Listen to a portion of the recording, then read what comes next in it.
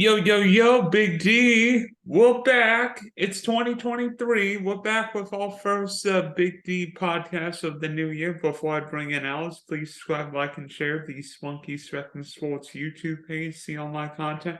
Dalton Pairs are with the Hamlin, the Bills.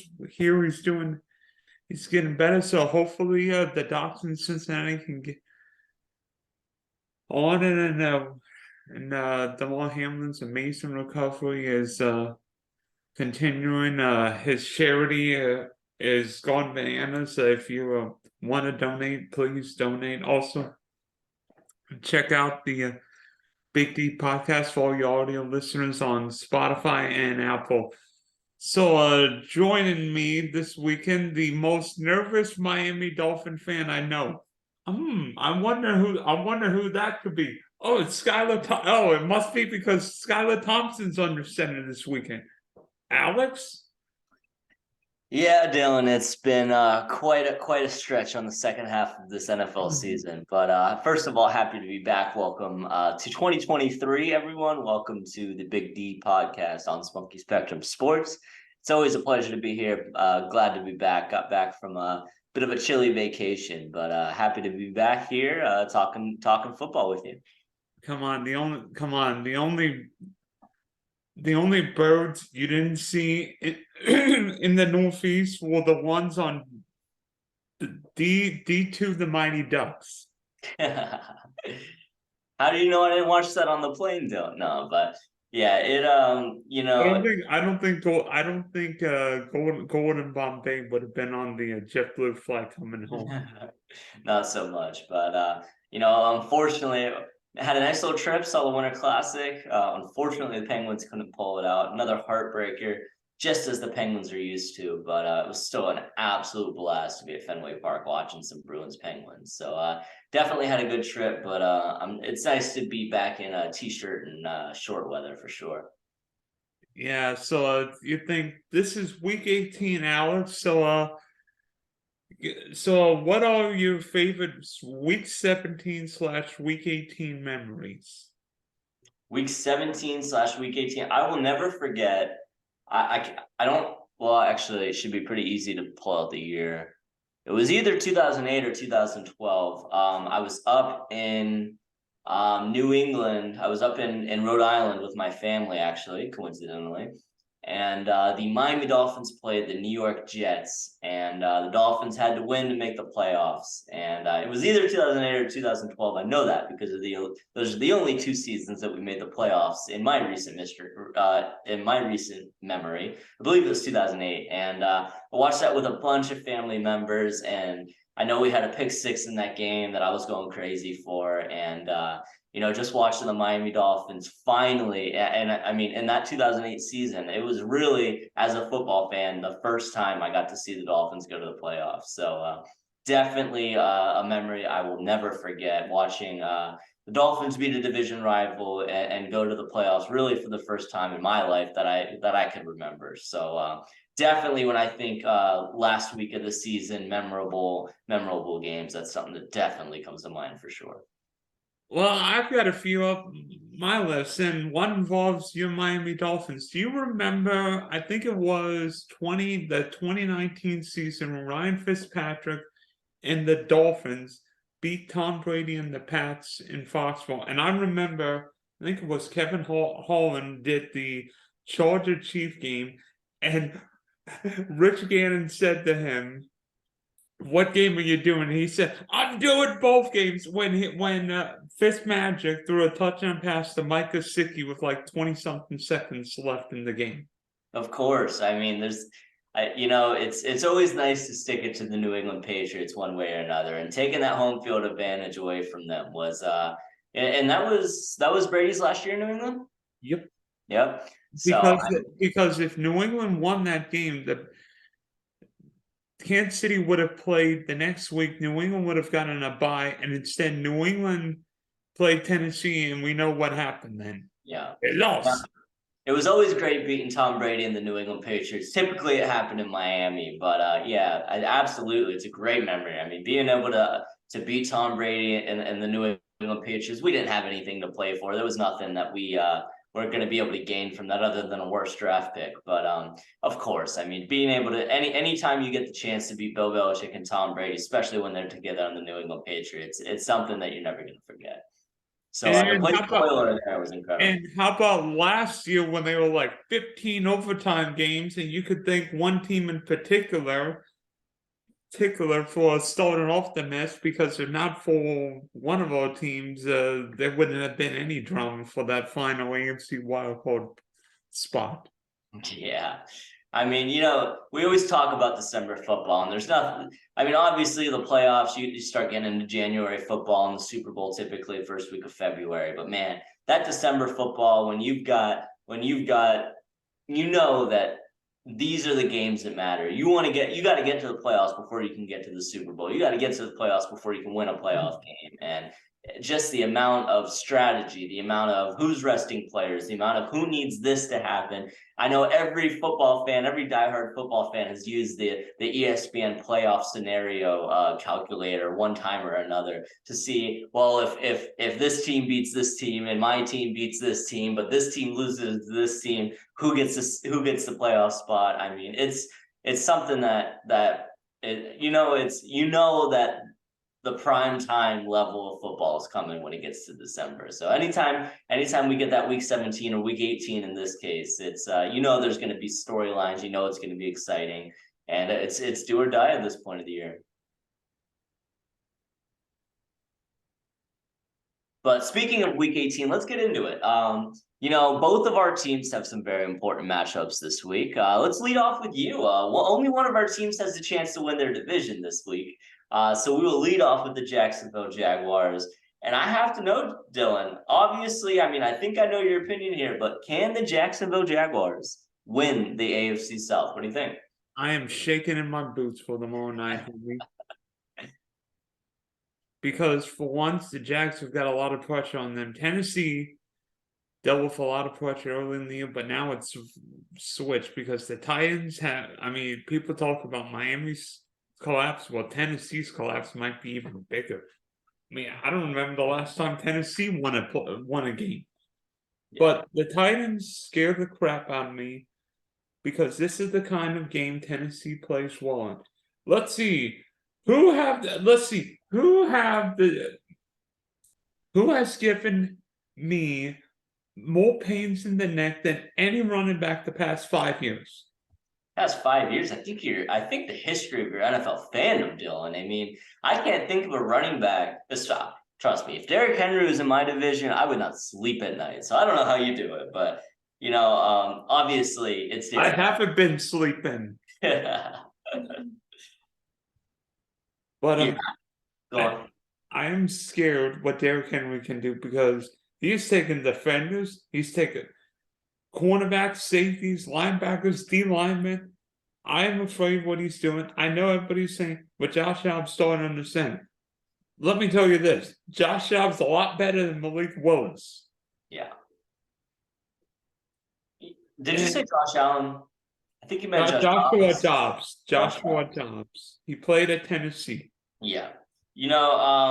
Obviously the Ryan Tannehill going down. I mean, I was a big fan of Malik Willis coming into the season. I kind of expected obviously, I mean, it's hard not to expect better from what we've seen from Malik Willis. I think the Tennessee coaching staff and the Tennessee fans in general have pretty much agreed that Malik Willis, at least at this time, and I mean, it doesn't necessarily mean anything for his career long term, but at least at this moment, I think the Tennessee coaching staff and Tennessee fans, like I said, are not ready to put Malik Willis in this pressure situation. Josh Dobbs, he's had a long career. He's a veteran of the NFL. He backed up Ben Roethlisberger for quite some time over there in Pittsburgh. He is a guy who, if you have to pick between the available quarterbacks in Tennessee, I think it's obviously, I think, the smart call. Malik Willis just has not looked NFL ready yet. I think he needs some more time just to develop and learn the speed of the NFL and really be able to make that transition from college to the NFL. But, I have to say, if I'm a Jacksonville Jaguars fan, whether it's Josh Dobbs, whether it's Malik Willis, I mean, I think Josh Dobbs is a better option than Malik Willis, but you just got to worry about Derrick Henry. I don't think Josh Dobbs can beat the Jacksonville Jaguars this weekend. I think Derrick Henry can beat the Jacksonville Jaguars this weekend, but I don't think Josh Dobbs can beat the Jacksonville Jaguars this weekend. Jaguars, I was high on them. Obviously, they've had a very up and down season, sitting at 8-8. But it's a game that I think the Jaguars can win. I honestly think it's a game the Jaguars should win. If you can't take away Derrick Henry, but if you can contain him to a point where he doesn't run for 200 yards, he doesn't score 2 touchdowns, make Josh Dobbs beat you. I don't think he can. I think the Jaguars have enough talent. I think they have good coaching, and I think they're going to be able to put a game plan together to where they can match up as best as they can against that very terrifying man in that Tennessee backfield. But I know you're nervous. Trust me, I'm nervous for Sunday. We'll talk about that in a moment. But I'm feeling okay if I'm a Jaguars fan. You're in Florida. You got that home field advantage. You got Bleuel behind you. And, you just got to step up. It's win or go home. It's everything that these players have lived for and dreamed for. And I think if I had to put my money on it, I would put it on Jacksonville. I think you guys pull it off this week. Here's what I'm worried about with the Jags. We've been the hunter most of the year. Now we're the hunter. And yeah, you may think Jackson's got a lot of talent, but how many of these guys have played big time playoff games? Yeah. Not the head coach. I mean, he won a Super Bowl for sake, but I respect my favor. I think he's one of the 3 or 4 best coaches in football. And Tennessee has found ways of winning ugly, low-scoring games for years. I mean, look at this year when they almost beat Mahomes and the Chiefs in Arrowhead. Right. And you have a point there, but you look a month ago, and the Jacksonville Jaguars put 36 points on this Tennessee Titans team. I mean, it's Trevor Lawrence. You have to have faith in your quarterback. If I'm a Jaguars fan, you saw what happened last season. Last season was a complete bust. You don't put any of that towards Trevor Lawrence. You put it all on Urban Meyer. And you look at what Trevor Lawrence has done this season. He is a winner. Trevor Lawrence never lost a game until he joined the Jacksonville Jaguars. And now is his opportunity. He's done it in big games. He's had the pressure. It really comes down to Trevor Lawrence controlling this game. You're not going to be able to stop Derrick Henry, like I said. You just have to contain him as best as you can. But I'm taking Trevor Lawrence over Josh Dobbs this week. All right. Speaking of quarterbacks, Alex, how about the greatest Week 18 quarterback matchup in NFL history? No, it's not Joe Namath against Dan Marino. It's Joe Flacco and Skylar Thompson. Yeah. It is what it is at this point in the season. I mean, this Miami Dolphins season has been one of the most ridiculous ones I've seen in my entire life. The highs, the lows, back to the highs. If you go by the pattern, the Dolphins started 3-0, then won 3 games, then lost 3 games, then won 5 games, and then lost 5 games. The pattern is the Miami Dolphins win this weekend.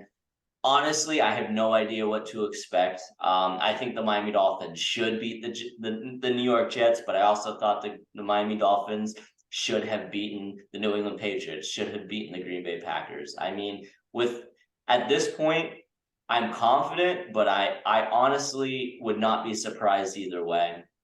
I think Skylar Thompson has the potential to put together a victory. I think it's a blessing that Mike White played through his rib injury, and not a blessing that he got hurt again. But I think what I'm saying there is I'd rather go up against Joe Flacco than I would go up against Mike White.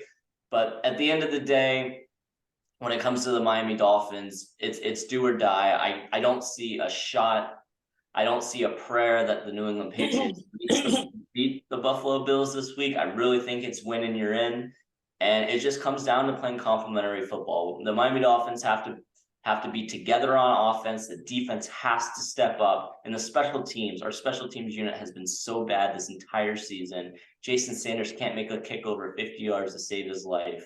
We've allowed long returns. We have to have all 3 units playing together, and Mike McDaniel has to coach a good football game.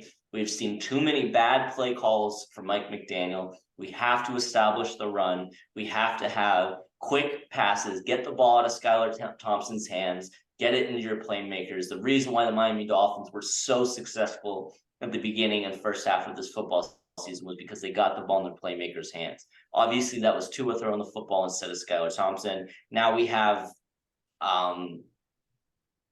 his name has already slipped me, but Cheetah? who? Not Cheetah. Oh my goodness. This is how irrelevant he is to me. But the quarterback the Dolphins just signed. Mike Lennon. Mike Glennon, yeah. Gosh. You can't blame me for forgetting Mike Glennon. But now we have Mike Glennon apparently as our backup quarterback this week. All it comes down to is playing complementary football. The Dolphins are the better team. The Dolphins should win this week. The Bills will beat the New England Patriots this week. It just comes down to taking care of business. I'm sick of it as a Dolphins fan. I'm sick of it coming down to the last week of the season. I've seen it happen and I've seen it go wrong time and time again. I'm hoping and I'm praying that this is the time that the Miami Dolphins do not let me down and we lock up a playoff spot. But all there is to play the game. Yeah, and the problem is the playoff. It doesn't matter what happens to you. You got to win and then have Buffalo beat New England. That's not something that bothers me, though. I mean, the Buffalo Bills, if you think, no matter what happens Saturday night, whether the Chiefs win or not, if you think for a second that the Buffalo Bills are not going to be playing as hard as they can for their brother, Damar Hamlin, who just went down, I understand that they might not be playing for anything position-wise, and there could be a neutral field in the championship game and all this and all that. But those guys are going to go out. I guarantee, Damar Hamlin FaceTimed his team. He spoke to his team this morning and an unbelievable recovery. And you know that those guys are fired up to go in a home game against a division rival. The Bills want to beat the Patriots. The Bills want to end their season on a victory, just like the Jaguars didn't want to rest their starters last week. They want to have that momentum. You got to have that momentum going to the playoffs, and they have everything to play for. I don't care about playoff positioning. They have everything to play for, and that's for Damar Hamlin. The New England Patriots are not going to beat the Buffalo Bills this week. It's not even going to be close. As long as it's not 90-mile-per-hour winds like last year, right? Yeah, but I think the Patriots got worse and the Bills. I mean, I don't know if the Bills necessarily got better, but you know. I think I'd rather have Josh Allen than Mac Jones and his receivers, but that's just me. I would have to agree with you there, but all that matters is Saturday and Sunday, and we're gonna have a lot more answers going into Monday and Tuesday, and the start of the playoffs. So I'm excited to see it. Oh, by the way, we could see some potential history this Sunday because Justin Jefferson is 194 yards away from breaking Megatron's single-season receiving yard record. But Minnesota could be in a position where the Vikings are likely not playing for much on this weekend. Would you play Jefferson and would you go for the record? Absolutely. I mean, I was gonna say absolutely. I think you play Jefferson again. It goes back to what I was telling you personally and what I said just a minute ago about the Jaguars. An NFL player can get hurt at any moment in time. We saw it with Damar Hamlin. That was a routine football play and a tragedy occurred. We see players get hurt in practice all the time. It is a dangerous sport. These men know when they sign those contracts that they are taking a risk. And this has nothing to do with Damar Hamlin. Please don't cancel me for anything. I will get to it. But you cannot go into a football game scared. I mean, if you're undefeated and you really want to get your guys a little bit of extra rest or whatever, or you know that you are in a good place, if your team has looked practically perfect or practically flawless going towards the playoffs, which doesn't happen, then maybe you can rest your starters. But other than that, if you have had any signs of weakness throughout the season, which the Minnesota Vikings had primarily on defense, but they've been held to low scores throughout this season. You have to have that continuity. You have to have that repetition. You have to get those reps, and you have to have that consistency and just that that motivation. You got to keep up the fight. You got to keep up the drive. It's a hard football. It's a hard game, football. It takes a lot of mental strength. It takes a lot of physical strength. I think sitting Justin Jefferson would. You want him to stay in game shape. You want him to stay ready. You want him to get that fire for playing football. I think you play him. I think he could break the record. I was thinking Tyreek Hill was going to break that record this season. Unfortunately, that didn't necessarily happen. But I think you play him. You play your players. You want them to stay consistent. You want them to stay to have that momentum going into the playoffs. That's a real interesting question, because to me, part of me wants to play him, wants to see him get the record, but then I'm like, I don't want him spraining an ankle and missing next week's game. Yeah, but he could sprain an ankle walking to the bathroom. I mean, okay, really? You never know. I've seen crazier things. Chad Pennington had a season-ending injury before he played for the Dolphins because he tore a ligament, I think, playing pickup basketball. I mean, I understand that's not walking to the bathroom, but you can't be scared being an NFL athlete. It happens. I mean, injuries happen every day. I hurt my knee going skiing. Thankfully, it wasn't too bad. But does that mean I'm not going to go skiing the next time I go up there? Of course not. I think obviously I'm not making millions of dollars. The Super Bowl's not on the line. Whatever. But you can get hurt at practice. You can get hurt any day of the week. Get the man the record. And another thing that I've been seeing going around a lot lately is you always see at the end of the regular season players trying to get their incentives. Whether if a player has 6 catches to get a $250,000 bonus, if a guy has 70 yards to get a $500,000 bonus, those coaches love getting them that. Those quarterbacks love getting those guys those incentives. I mean, when you have a chance to break the single season wide receiver yardage record in the NFL, I don't know how you look at Justin Jefferson and say, no, we're not going to give you that opportunity. Hey, did you see Kenny Galladay? Did you see Kenny Galladay's? Yeah. He needs 100 and something catches on Sunday too. Like 75. 75, gotcha.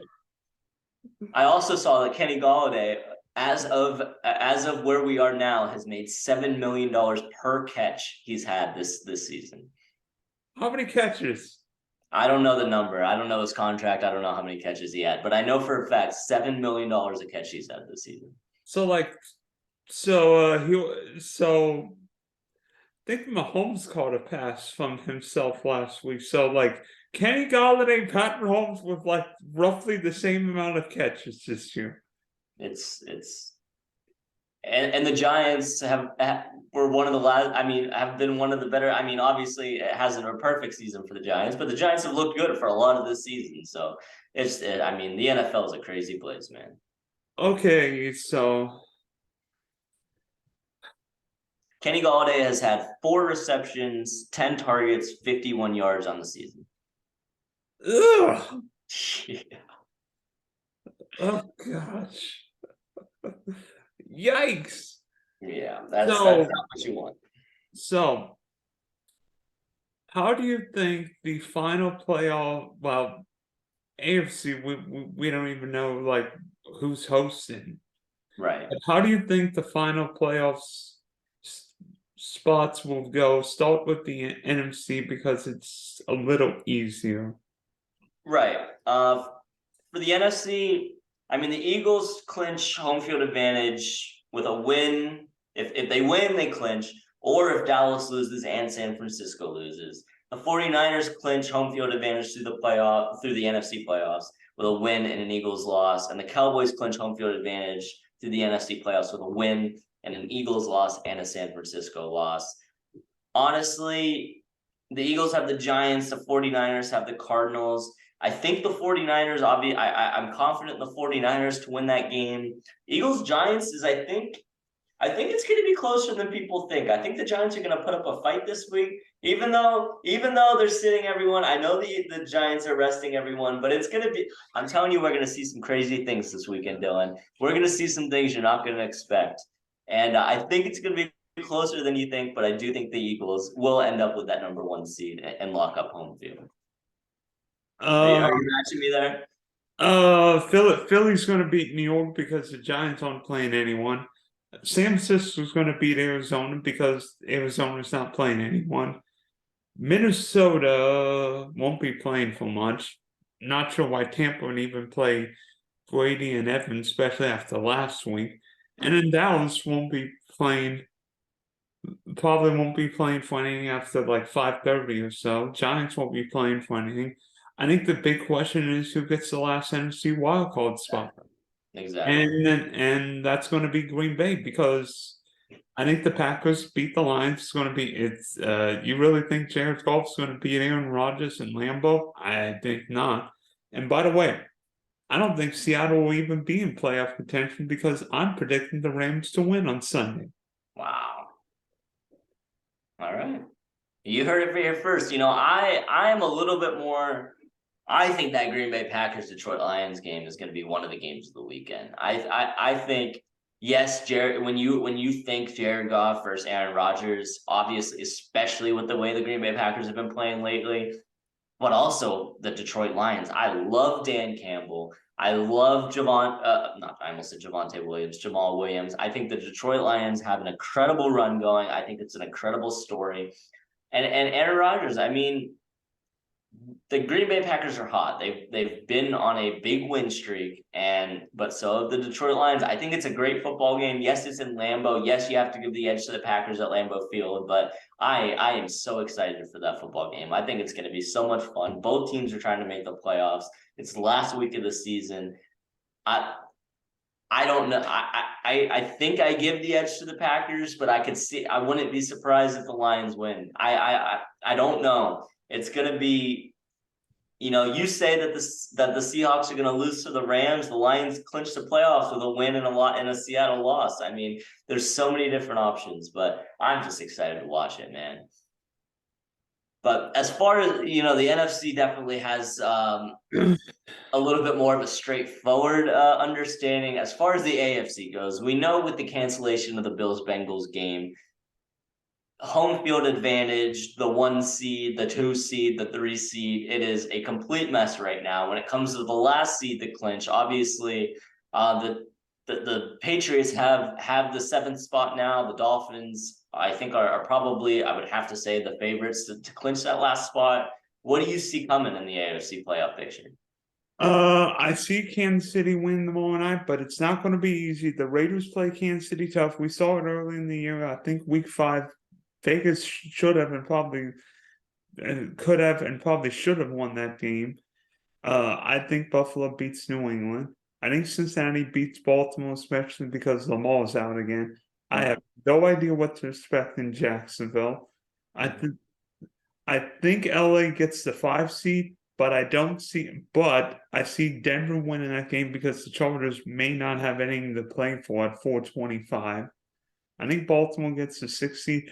And then I have no idea what to expect for the 7. By the way, Cleveland will beat Pittsburgh. You think so? Yes. Something in my heart is telling me if I had to put money on it, it's interesting you say that because my original thought, and because I'm a Dolphins fan and because I've seen it happen so many times before, I don't see New England beating Buffalo at all. I've said it 3 times on this podcast, at least I'm going to say it again. There's no shot that the Patriots beat the Bills. But just because I've seen it so many times, I'm scared the Dolphins lose this game. And I was surprised when I saw the Pittsburgh Steelers odds to make the playoffs. I honestly thought it was going to be a little bit higher. I think the Steelers beat the Browns. And I think the Steelers, honestly, looking at the playoff situation right now, I wouldn't be that terrified of what I'm looking at. I mean, the Dolphins have lost. I mean, both the Dolphins and the Jets have lost 5 games in a row. So it really is a toss-up. You're playing 2 third-string quarterbacks. But if I'm the Pittsburgh Steelers, I'm looking up and I'm seeing the Patriots playing one of the best teams in the conference, the Dolphins and the Jets in really a pick'em. And then you just got to beat the Cleveland Browns. I mean, we haven't seen much from Deshaun Watson. The Steelers have been looking better. I think the Steelers actually have a decent shot. I think they have a better shot than I think a lot of people are giving them. And I mean, obviously, I want the Dolphins to win. I like to think the Dolphins will win on Sunday, but I have no idea, man. I just can't wait to watch these football matchups. Pittsburgh's won two highly emotional games, and now facing Cleveland. By the way, Deshaun finally looked like Deshaun last week against a really good, desperate Washington team. So it's going to be a wild, crazy week 18, as we both remember from last year. As Kevin Garnett would say, anything's possible. You're right, man. This is the exciting time. I'm telling you, I said it earlier. We're going to see some crazy things this weekend. We're going to see things that no one is going to see coming. We're going to see some unexpected games. And I keep saying it, but I'm just so excited for football this weekend. It's week 18. We're not talking week 17. We're talking week 18. Playoffs on the line. Win or go home for a lot of these teams. And I mean, it's going to be a fun football weekend. Yep. So good luck, Alex. Hopefully your Dolphins and my Jags will be in the playoffs, because I can imagine people biting their fingernails on South Beach and in Duval County this weekend, because it's going to be crazy. Yeah, good luck to your Jaguars, Dylan. It's been a pleasure to be back on the show. It's nice to be back down in Florida. And you know what it is, Dylan. Fins all the way up, baby. Last regular season game of the year. Let's go.